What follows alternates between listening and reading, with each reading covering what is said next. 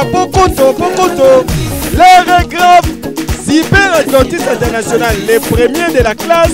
Oh, yo atisa jamais. Bakisala la autorité morale. Ya masolo ya TV loterie. Nyonso a lobby easy na easy. Pona bino.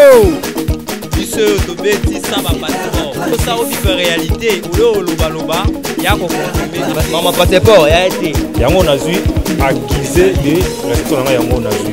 Banda le 2 octobre, kino le 5 novembre 2019. TV loterie ezali kobeta bana ba Cyber Atlantis International nyonso. Na Kinshasa, na Brazzaville, na Luanda, Johannesburg, Cape Town. Na yango esengeli boye baete TV loterie 2021 ezali na 4 critères. Soit ozali na passeport, opesi yango babeteli yo, soki pe ozangi yango kobanga te, po 3 critères etikali okozwa accusé de réception na yo sans problème. Prochain rendez-vous kaka na mois de mai 2020 pour na masolo ya prise en charge à 100%. Ouais, belé na défait de théorie Atlantique, ça veut dire qu'on a mis RATT. On me dit au Kangami bien affilé. Ah, je la gâte à droite. Je vois la plus mauvaise scène pour la décision. Quand on sait jamais, il y a ébélé, on n'a jamais déçu. La Cyber Atlantis. Atlantis, il n'y a pas de Chicago. C'est ce que tu vois dans les films. C'est là. Nayango, merci na ba Congolais nyonso. Oyo basala ka confiance à Cyber Atlantis International. Ah, mon cher voisin, pardon, changer comportement pour bien te bakuyanga tout ça. Que de vie. Force Connect, sponsor officiel des Véloteries 2021 de Cyber Atlantis. Bonjour et bienvenue à tous. They said they wanted speed. They said they wanted power. They said they wanted VK, yem ta osanga ba image kara na émission tourner te so azan succès na mboko. Mobali na moni na ye pasi ya tikanga na mwana ya de mwa. Mwana koli ya komi moto. Mama na mona papa na ngatala. Papa no VK Pro. Papa no VK Pro. Maman no VK Pro. VK Pro. Bon s'abonner vraiment la chaîne oh na nenga bien.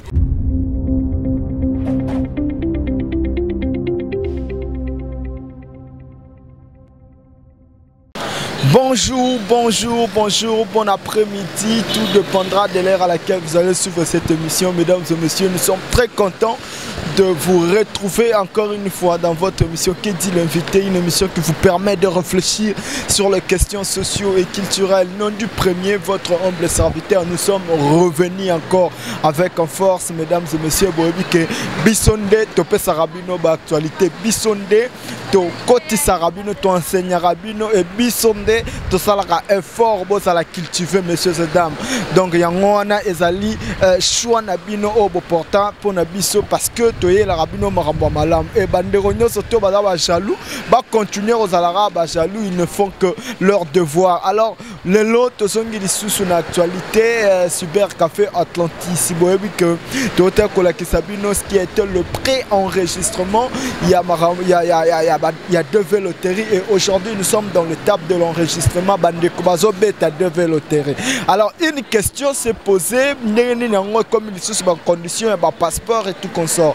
Alors nous sommes préoccupés, il y a Kokitana Ojaenda, côté Ninyango, Cyber Café Atlantis, c'est ça, c'est-à-dire on a central, il y a Cyber Café Cyber Café Atlantis Angola, central Nango Zarana Ojaenda et Toye Kokutana.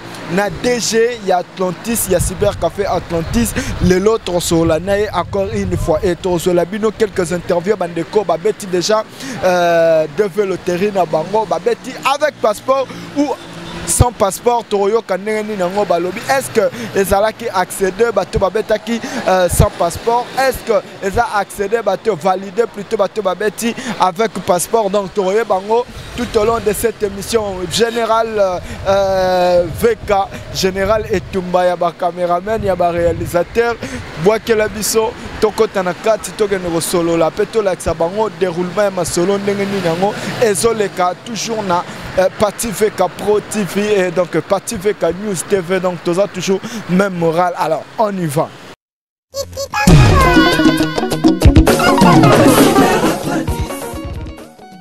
Allô, bonjour. Bonjour. Là, monsieur Fiston, hein, papa n'a bien dit. Oui, monsieur Fiston, je vous écoute. Bon, vous allez numéro de Cyber Atlantis. Yeah. Bon, on a bien passé deux heures de ça là. Bon, on a évité ce que vous faites là, tel jour, dimanche, c'est ouvable. Tous les jours, de 8h à 20h. Ben, dimanche, c'est ça qui est ouvable. Oui, oui. Ça veut dire 8h, on va aller à l'église pour au Bima. Non, on est ouvert de 8h à 20h. De 8h à 22h plutôt. Ok, merci beaucoup. En tout cas, on est très éloigné. On est très éloigné peut-être dans la commune de Maluku. Ok. On a bien dit pour la précision, pour la peut-être les stouffes du dimanche. Mais bon, vous avez pour la personnel, famille, vous avez. J'ai pas compris. On a dit famille, tu veux ta famille, mais ici, donc ta famille. Tu veux tenir ma famille, c'est 8500 francs par personne. Bon, la famille, casse. 8500 francs par personne, c'est ce que j'ai dit, non? Ah, ok, ça va. Merci en tout cas, très bien. On a confiance. Yeah, bonne chance. Bon, bonne chance, en tout cas, bonne journée. Merci pareillement.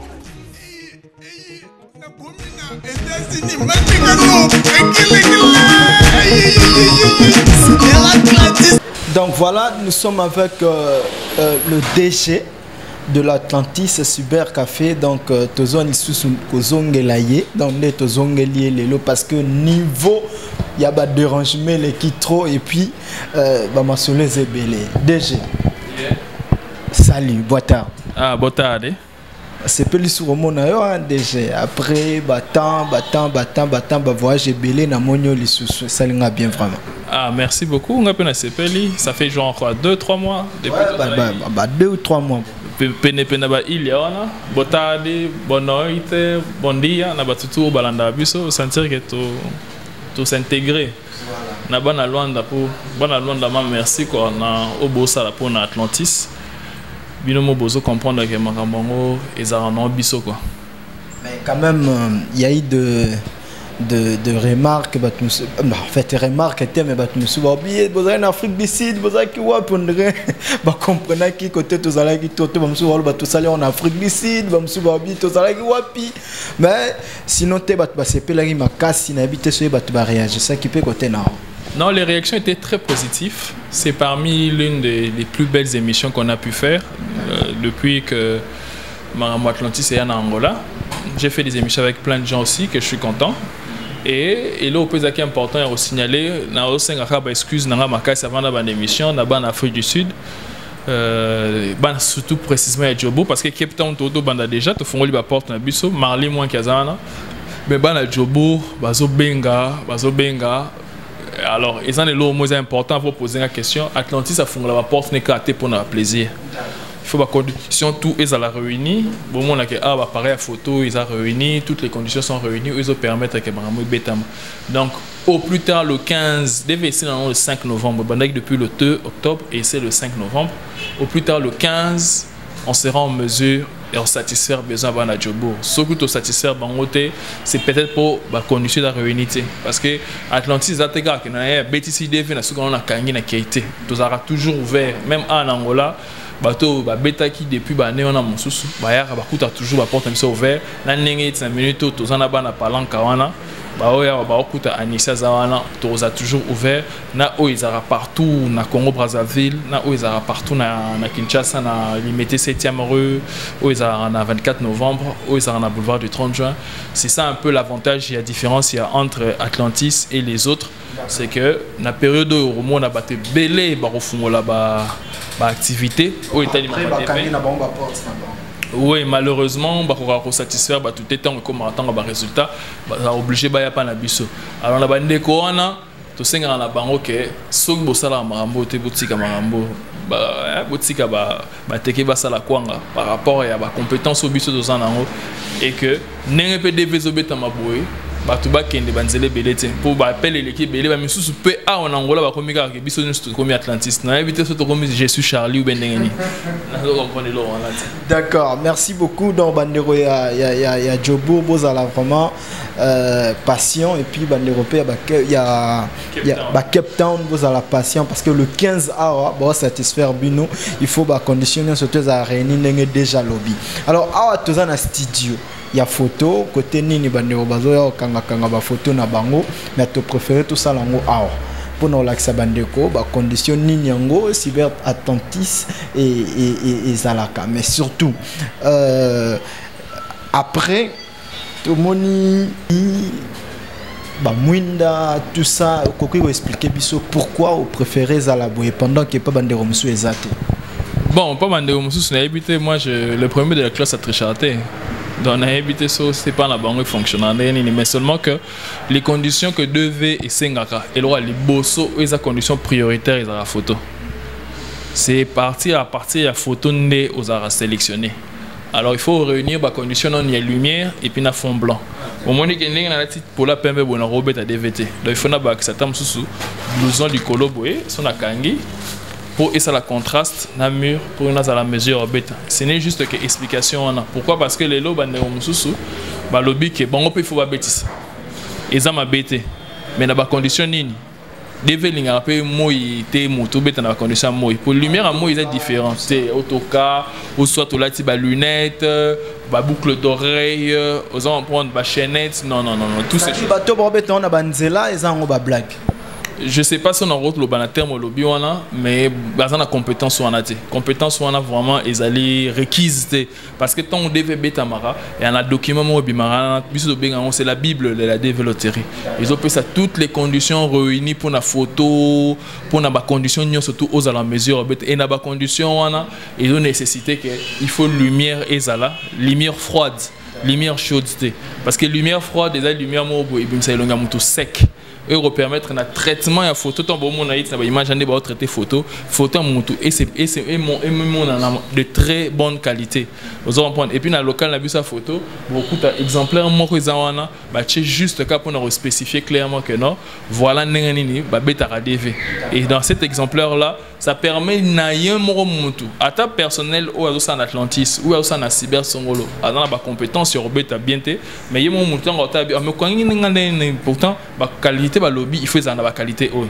tu vois c'est très important sur ce point là c'est que quand même bolak saraba tu peux quand même sur kangé photo là qui s'y pendant une photo n'allait bimeli si la priorité c'est celui-là vous en prendre c'est pas par exemple au petit DV au monini qualité photo au monini formulaire na au monini accusé de réception non c'est au petit DVT sur au monini ba bloc on a sous-traité au monini qualité photo noté au monini accusé de réception au monini place ba remplir formulaire na au petit DVT parce que en retour qu'est-ce que tu auras comme preuve que au petit DV parce que la DV loterie normalement c'est gratuit mais tant on biso to tchake ba foot aboué parce que tous en a mis ça là on a tout ça là la qualité photo, qu'on remplit formulaire, internet, surtout. Alors si on veut que Moussalana il faut qu'ils puissent voir effectivement la bêta qui il y aura de ceux qui vont gagner, il y aura aussi de ceux que on va sélectionner après.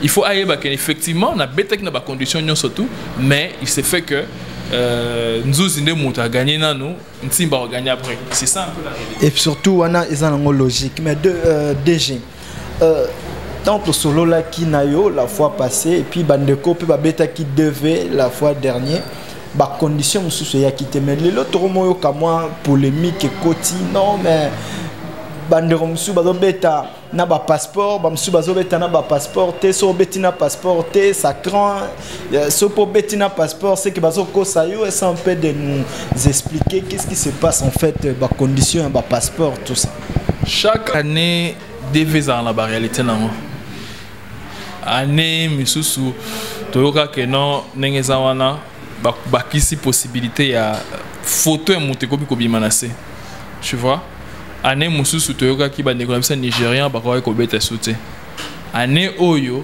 babakisi rubrique ya mamba passeport na kati ya rubrique wana ezana 4 sous-branches na kati wana branche ya liboso ezali oche passeport na yo oche date d'expiration, na date de validité nango, jour ba ebimisa ki yango, oche na numéro nango, oche na combo na carte passeport.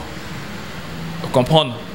Après soki oche passeport wana, yeti pona ozana kaka na rubrique wana, ezo sala que kaka membre moko ya famille mutana droit et représenter passeport. Et ça que batunyo sonne ba représenter passeport, c'est-à-dire ceux qui papa est bêta, kaka papa muto sa passeport. Et les bana non moi si on va appeler ça passeport. Ça va billet na banque. Bon, ça fait un billet. Bon, c'est l'euro. Bon, ça remplit la identité, on remplir ça identité non. Parce que na développé le mot batouaye baraté, ils ont gagnant principal des motos à Kontaka. C'est-à-dire que moto a bêta comme étant leadership. Vous en prenez, leader de l'équipe. Voilà. Ils ont toute une équipe que vous avez composée. C'est lui qui a le capitaine la bino yene moto a présenté ba document na bino nyo surtout bozali ko soumissionner na kombo na ye.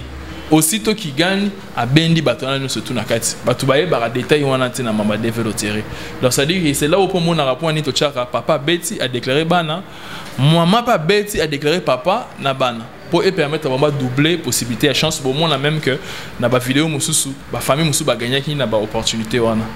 Tu vois? Alors, token a rubrique où on a un passeport, ça dit que bah identité on a surtout ils a dit détaillé. Bah tiens en gros pourquoi? Bah tiens on la logique il y a que ils allaient la bande comme mususu, il y a mikili mususu, c'est bah mexicain, bah nigérien, bah ça qui continue au bêta développer. Malgré que bah on bah c'est bah péquer ça bah on. À Robert en attaque en congolais ou à Robert en attaque en zimbabwéen. Na suka na ngota gagner à kina mboka na salisi ba document le roi na ba tina possibilité et casser bango déjà possibilité ya ça la marque moi ça veut dire que baza ko réduire fraude risque aux on prend baza ko diminuer et puis ils allaient la meilleure DV au non DV exister parce que baza ko réduire possibilité ya bato o baza ko frauder inutilement et ba mboka mususu pour epé sa opportunité na ba o ba rozala vraiment en règle et puis na ba rubrique mususu yolanda ils allaient rubrique ya mutu o outi na pays moko socialiste et Chine, entre autres Russie, et un pays moro communiste, s'il vous plaît, vous excusez-moi, et Chine, et Russie, et Corée du Nord. Bah, tu as un pays où on a mais sans passeport. Donc, ça dit que logique est dévé avec passeport ou sans passeport au bêta. C'est une logique claire. Et là, tu as inventé.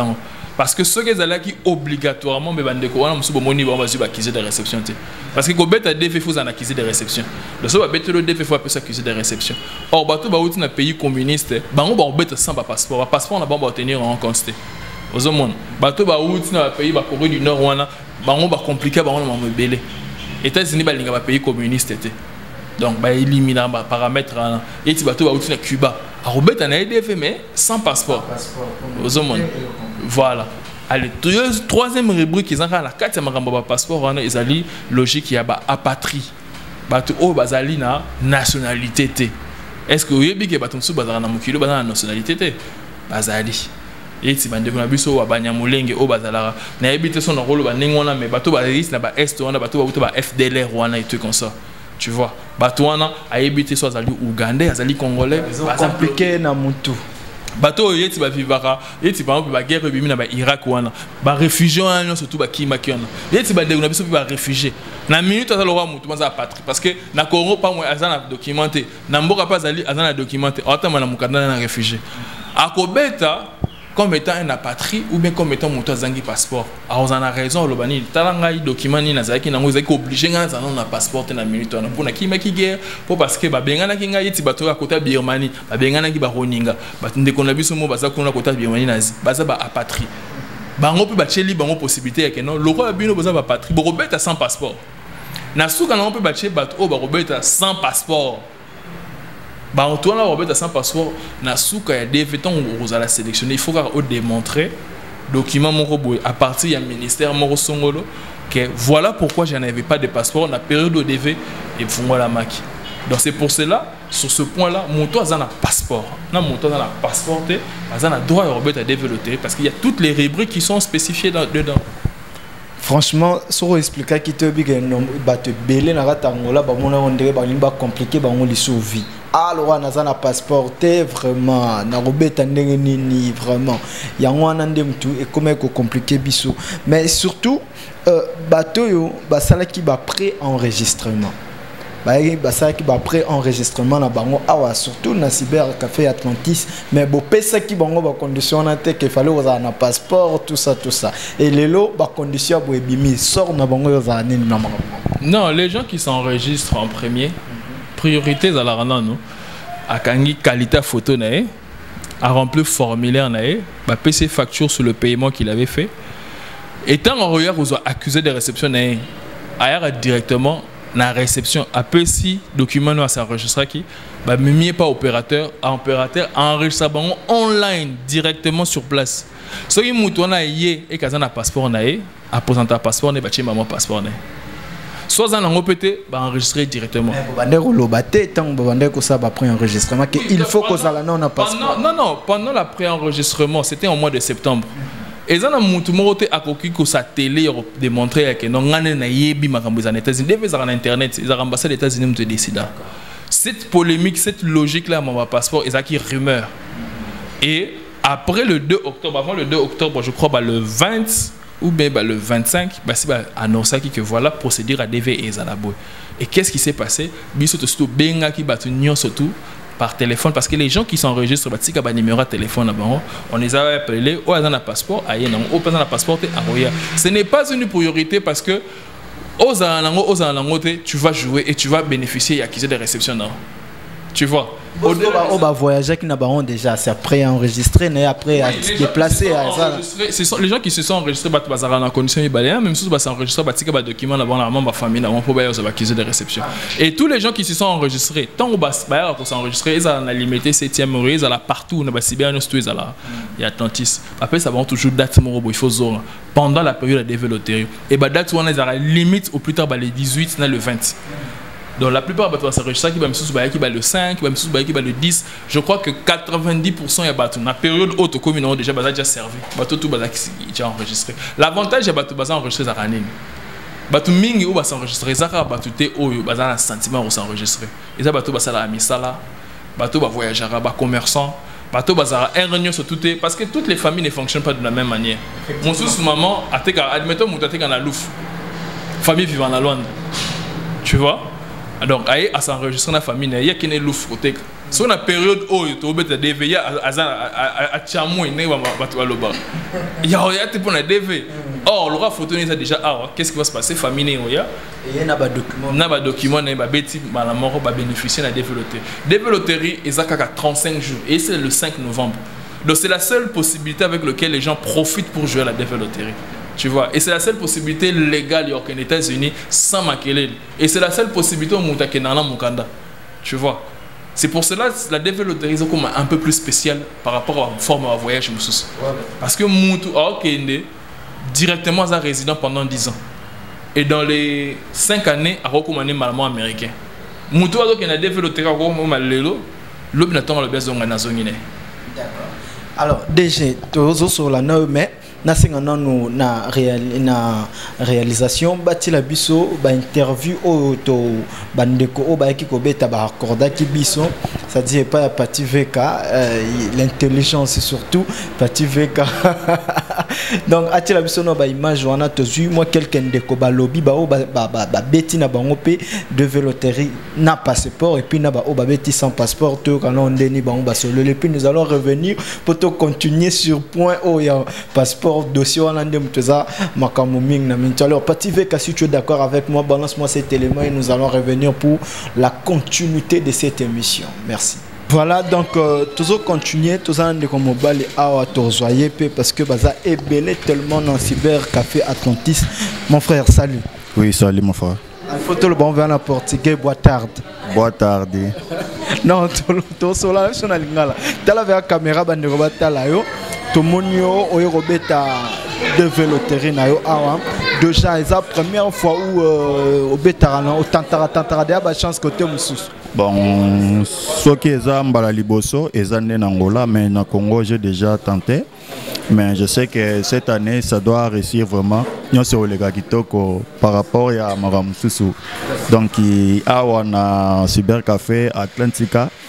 Tout va bien. Donc boye belé pour redécouvrir. Bah secret aux gens en Katia vraiment il y a un koloba mingi peneza te boya pour découvrir nous. D'accord. Nandengo betara déjà qu'est-ce qu'il y a de nouveau na o beti à Toron?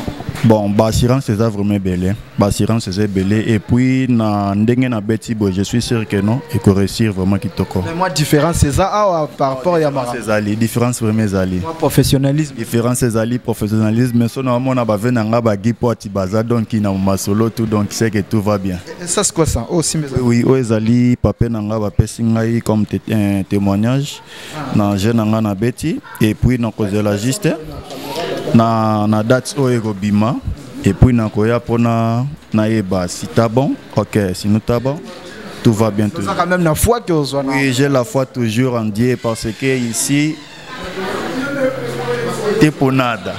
D'accord. Si vous battez tout au bas la on ko yebisa bang.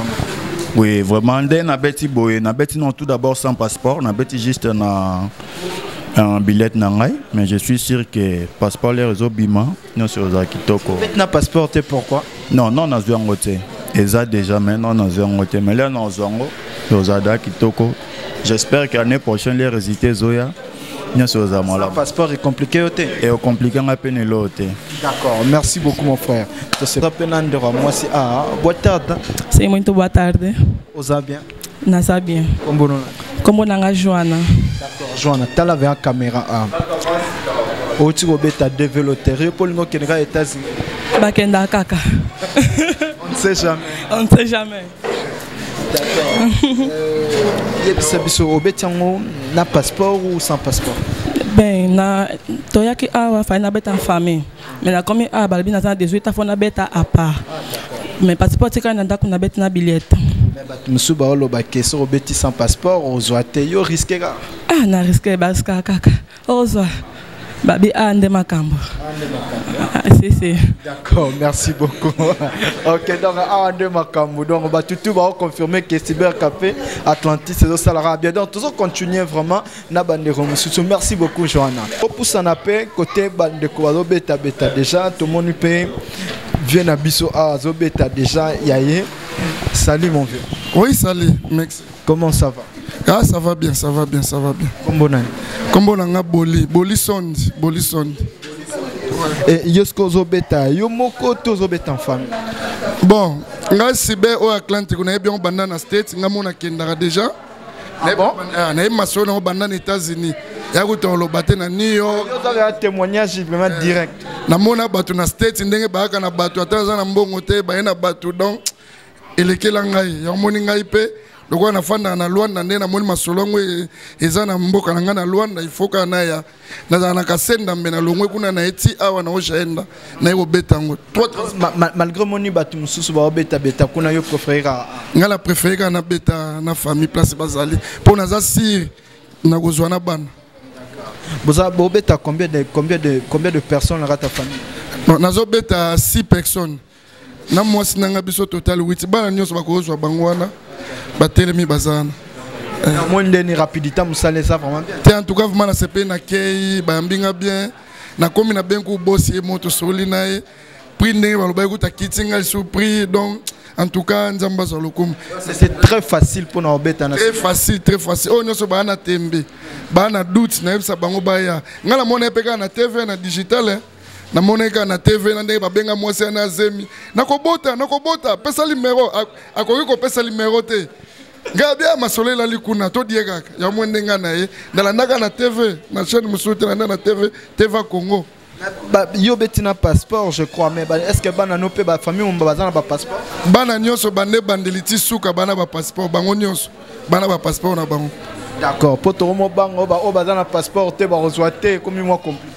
Maintenant, tu bêtis, tu as billet, tu as passeport, tu as passeport, na maman pas payé passeport, mais bana ba payé passeport, mais na bien un passeport ezala te, nyonso za wo. O ba yotsa tembe, ba ya ba omona réalité. D'accord, merci beaucoup mon vieux. Donc, tout s'appelle Makas. Donc, mesdames et messieurs, tous le cordon, c'est-à-dire responsable, il y a Angola, Tozana Awa, Guy Poiti. Salut. Oh, salut mon frère. On a niveau sentiment vraiment. Santé, ça va? Très très bien. Les gars, tu as vu ça à Batou. Ah, on a Atlantis easy na easy. Isna Is, tu annonces qui déjà tu que ya ton monipe niveau bon ça déjà plein, ça dit message qui capté. Te message vraiment 5 sur 5. Nde to lo bakaka na Cyber Atlantis, tu as déjà na une longueur d'avance. Tu peux ça y tu promesse et puis tu as qui ça malembe promesse na biso to peux ça qui bat. Est-ce que tu peux tourner même biso pe photo l'acteur lo barapé vérité quand même que année passée tu as bêta qui tisiko yebisa biso.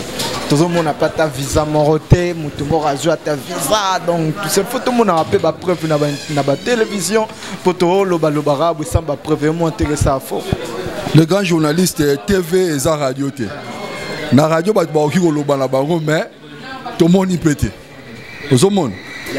On a besoin ya comment on a mis et puis balobara a bon mentir vient de loin. Muto so ko ça otenga na zala bo mais biswa na si au monde va passeport na maboko c'est solo ezali et puis va passeport on a la Sabino eza va passeport ya Congo té eza va passeport ya Angola ah eza va passeport ya Angola au monde eza va passeport ya Bilité eza ya Congo té eza ya Angola et puis ce botalia wa bato baebi ba ki au monde déjà et lo oni eza wa ba monde ke eza États-Unis d'Amérique donc bandi d'Europe té en tout cas, Bissoa, tu as toujours une longueur d'avance.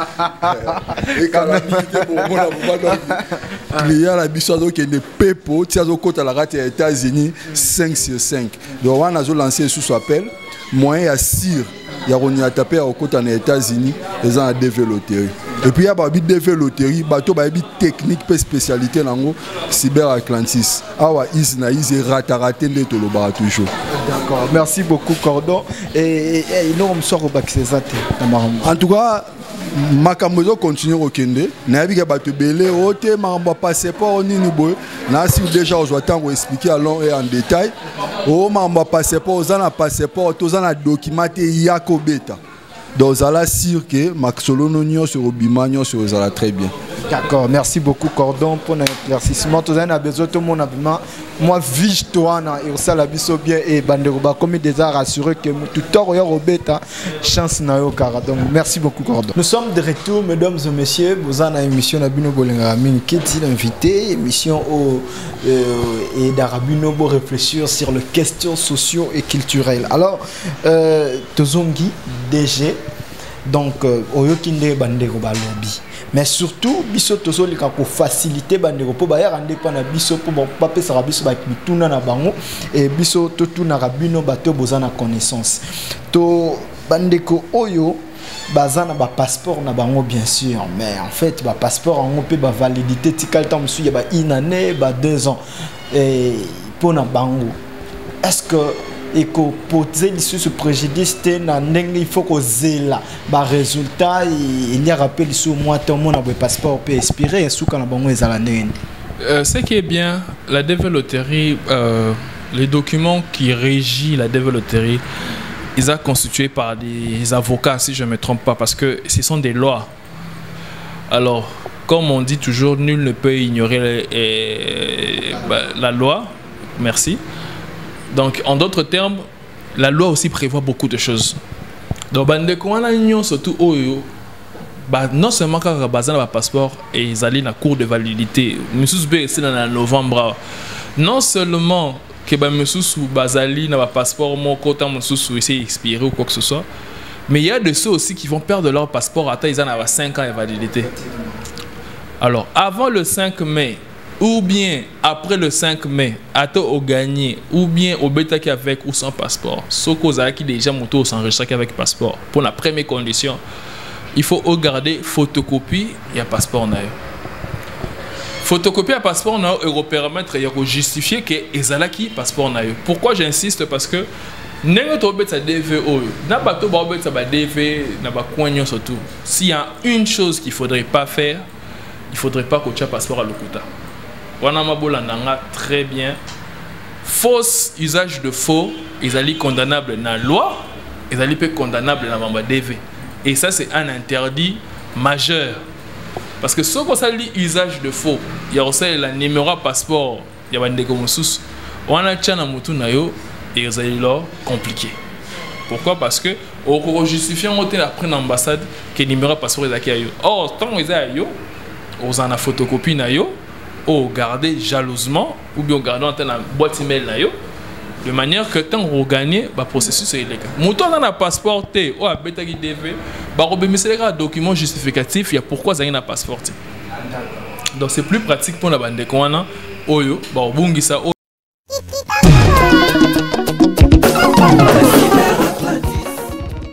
Allô. Allô papa, bonsoir.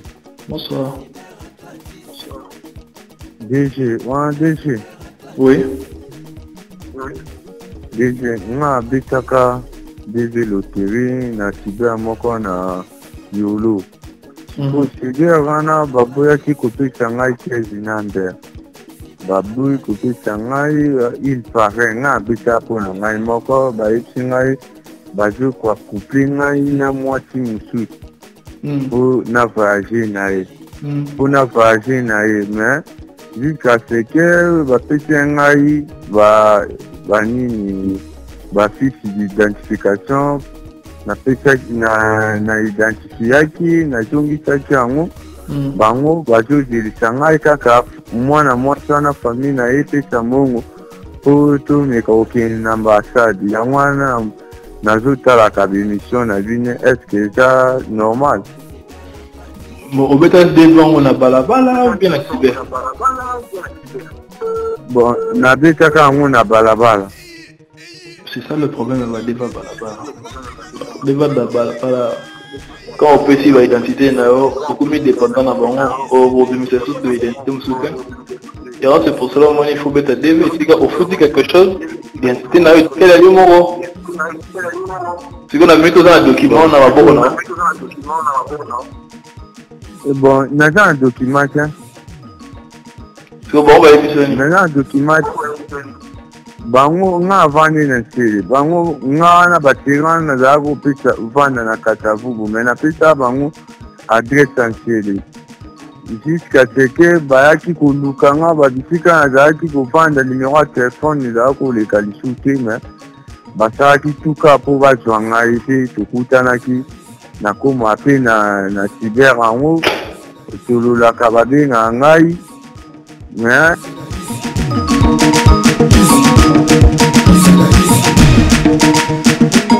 il faut expirer, donc il garde une copie. Bateau dans la passeport, c'est nous parce que bus avantage Atlantis c'est aller. Tu bêtis saka, tu gagnes saka, tu salaire bas démarche, tu tindara, tu commis saka, tu zong sera même beaucoup de bâtons sur la comment. Easy. Voilà. D'accord. Si quoi bandeko côté vraiment moni marambo déjà outil ko expliquer bo fungola on missiona mato il bo comprendre marambo oyo outil rolo bandeko bo tuna ki question on a vraiment en tout cas bato ba beta ka ba billet ya false bato ba beta ka ba passeport ya false bo sala ya ngote na marambo DV po koma o aporomo le la bato Atlantis alenga me yo moye na ba bêtise na yo. Alors DG vraie question pe en côté on a raté en wata mukete année passée bat babetaki ils en a bateau pe bazwaki mais ba suite nango ya ba voyage na bango est-ce que batongo pe ba komi déjà okende pour normalement il faut to lobela yango pour ce to sala pour bato ba ya ceux qui to bandi ko lobela pe ba suite te ko sala mofo. Non, tu vas gagner qui na Luanda, na mois demain, les gars. Je crois que c'était le demain. Les processus, il va gagner qui va gagner DV 2020. Dans la famille, on va gagner, tu gagner, na bengue là et tout. La vie, si on acquise des réceptions, acquise des réceptions, on va qui va comme 2019. Malheureusement, va cause qui va et pas de comment et tout. Bah gagnant va gagner année va gagner 2020 donc le processus na bango est banni depuis le 1er octobre. Excusez DG et ça n'a pas acquis des réceptions sur le quota pesali si ils ont ba négomosu sous peut bazo subir ba problème wana kazane gagnant mais cyber na ba kosi kaza gagnant yeah et là ba réalité c'est belé na mama devoir y a boire à manger comme on dit souvent dans le jargon. Alors la seule chose qu'il faudrait qu'on insiste est que non bah gagné en 2020, processus d'abord banni depuis le 1er octobre et aussi là le 30 septembre. Alors, la procédure d'abord est en cours. Mboka na mboka na mikonzi nango, mboka na mboka na ba réalité nango. yeti biso ana Luanda ba réalité za ébélé vous en prendre ba réalité za ébélé par rapport à attestation de nascimento, par rapport à billet, par rapport à passeport.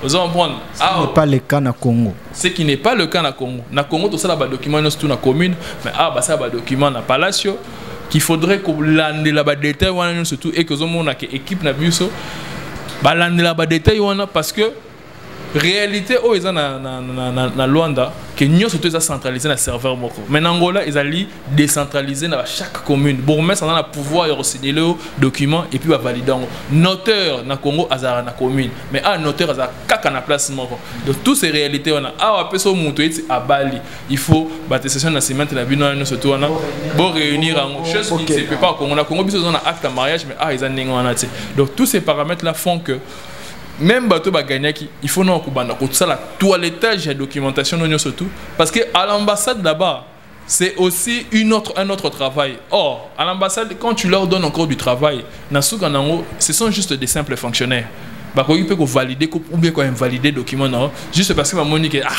ils ont vraiment aux gens le bon papa aux UT tu vois c'est plus facile pour eux de te dire que aux UT que de pouvoir commencer à te demander que nous avons ce document mais tu as la chance que dans la période où tu as ça document et ça peine bande comme ça bagana l'année passée ba qui te conduisant qui bango pour na osenga ba visa ne bozo mona image de expliquer wana ba zipi possibilité ya ozo ba visa à partir à Atlantis mais tu obé dans qui l'autre parce que ezali pe na Babylone c'est un peu plus privé que na suka nango botu na tesikani ba kena mbonda bon tout n'a te jouer quand on proverbe mes parents voilà so y bible okende ote et le ça m'a payé en par rapport à Mambo Atlantis.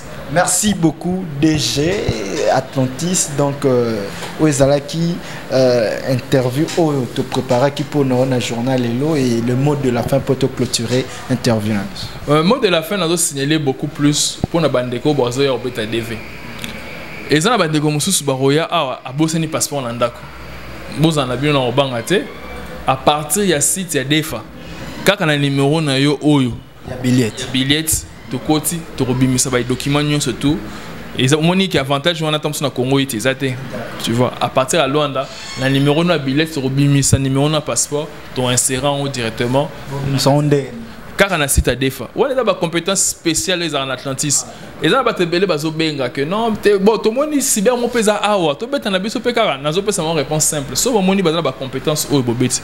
Mais so au moni ça va pas boyer na ojaenda côté église à combat, to boki na suka nord ou bien soit boki na palanka pene ya bar mambo wana ne boza na possibilité ya yebande ni obeta développer ou bien na soyo ou bien en même temps awa na ojaenda awa juste pene église à combat et puis ba détail muso ba adresse bozo mona na se wana ba ko mela bino na ba numéro no sur téléphone o ezana en même temps on signaler que dans Cape Town déjà to sto bandi bana jobo bolimbi si makasi c'est parce que une promesse est une dette ça qui mission na aido pourquoi là et ça qui pour réunir ba condition mingi za réunir déjà na Cape Town mais o ezana jobo qui n'est pas encore réuni parce qu'il faudrait qualité à photo et répondre à la norme. Non, bon, ça va te fouiller, mais bien oh, est-ce que ça livre vraiment Atlantis? C'est pas comme ça. Donc, on a limité 7e mois en face à Bondeko, et puis en face à l'Académie des Beaux-Arts, et ensuite, du sous na Mwananteba, na boulevard des 30 juin. D'accord, merci beaucoup. Te séparer une question. On va en outil kangote pour na ezana bande comme sou ba obenga ngaipe na numéro na biso balobi na habité so pe ba obenga bino vraiment ba mona cyber atlantisme sou na bakota ba kimbangu ba sapu tout ça. Est-ce que zaka rabino pour na moni ba détail ya ba côté bozali on dirait ba kimbangu ba sapu ba golf doge bozate? Non, ba fungola ba quatre ba le pone lenga mona mbokate. Jamais na fungola kaka Atlantis pour na plaisir. Il faut te réunir ba conditions. Or, ba cyber ba tumusu pe ba bengi. Ezana kimbangu moi quelques cyber mususu ya miki ba ça l'aventure ya remis ben Atlantis. Juste parce que moi que to les canaux pacifique na télévision, to les canaux vous en prendre ne ba monique les Atlantis. Non, il faut beaucoup na baron. Est-ce que bazana a reçu Atlantis? Bazo réunir ba condition Atlantis ça nango. Est-ce que bazana ba gagner Atlantis? Vous en prendre Dans la logique, il faudrait que banda retourne bango nengwana. Et que so bazana yangote, c'est que les Atlantistes. Pour la période où mututu olinga, ayo to la moto, pene na biso. Mais biso to uzana biso rak. Biso to uzana biso rak. Donc, ils ont réalité, ils ont réalité. C'est un niveau non souffrir les lois. Les lois, tu as bien moins l'icolo. Tu as bien l'icolo. Papa le tout va faire que tu as bien moins l'autre. Vous comprenez? Ils ont en réalité, tout tout bazo linga bayo to la moto pe na biso. Mais bas en avant puis yo, si on a besoin de la moto, rien de manière moins officielle. Mais au cas où, tu as kana o jaenda na sukano et puis na palanka wana. Na ebi ke bate belé bazo le la pour la fimbo. Mais film besoin autorisé. Choisate. T'es choisate. Na minute où souffrir en on. Tous on a bien pendant moi 15 ans moro boy. Na système au rak. Boli au kava moi moto au rak. D'accord. Merci beaucoup messieurs et dames. C'était votre émission Qu'est dit l'invité présentée par Nondi Premier, votre humble serviteur et tout ça là toujours carabongo dans le bateau pe baye to la moto pe mena biso. Bon hésiter te benga biso pati ve ka binene en côte biso ba maison pour tous à la easy na easy et je vous dis bisous bye.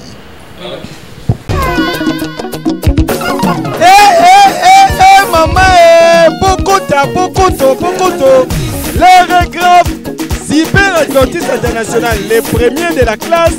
Oh yo atisa jamais bakisala ka autorité morale ya masolo ya TV loterie nyonso alobi easy na easy pona bino biso tobeti samba passeport ko ça aussi fait réalité ou le loba ya ko confirmer mama passeport ya été yango nazui aguisé de restaurant yango nazui bobanda le 2 octobre kino le 5 novembre 2019 TV loterie ezali kobeta na Cyber Atlantis International nyonso na Kinshasa, na Brazzaville, na Luanda, Johannesburg, Cape Town, na Yango esengeli boyeba ete TV Loterie 2021 ezali na 4 critères. Soit ozali na passeport, opesi yango babeteli yo, soki pe ozangi yango kobanga te, po 3 critères etikali okozwa accusé de réception na yo sans problème. Prochain rendez-vous kaka na mois de mai 2020 pour na masolo ya prise en charge à 100%. Ouais, belé na développé théorie Atlantique, ça veut dire qu'on a mis RATT. On me dit au Kangami bien affilé. Ah, je la gâte à droite. Je vois la plus mauvaise scène pour la c'est kaka, on ne sait jamais. Baya et belé, barosa jamais déçu. La Cyber Atlantis. Atlantis, il n'y a pas de Chicago. C'est ce que tu vois dans les films. C'est là. Nayango, merci na ba Congolais nyonso. Oyo basala ka confiance à Cyber Atlantis International. Ah, mon cher voisin, pardon, changez comportement pour bien te par Force Connect, sponsor officiel des Véloteries 2021 de Cyber Atlantis.